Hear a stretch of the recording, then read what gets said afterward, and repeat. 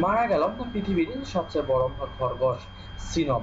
কালো লোমে ঢাকা, দেখতে প্রায় একটা কুকুরের মাপের, 3 ফুট লম্বা এবং 23 কেজি ওজন। ছোট তুলতুলে নরম, খরগোশের চেয়ে কোনো অংশে মিল নেই সিনমের, যদিও নাম ও গোত্র ভেদে সে খরগোশ। সিনমের ব্রিডার অ্যান্টনি অ্যাওয়ার্ডস জানালেন, সম্প্রতি ইউনাইটেড এয়ারলাইন্স বোয়িং 767 বিমানে চড়ে হাওয়ার্ড থেকে শিকাগোকে নেওয়ার পথে নতুন মালিকের কাছে যাচ্ছিলেন সিনম।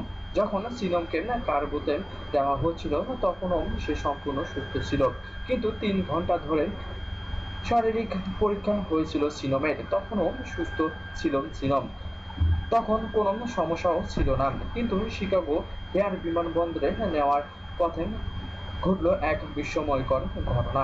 মারা গিয়েছে সিনম।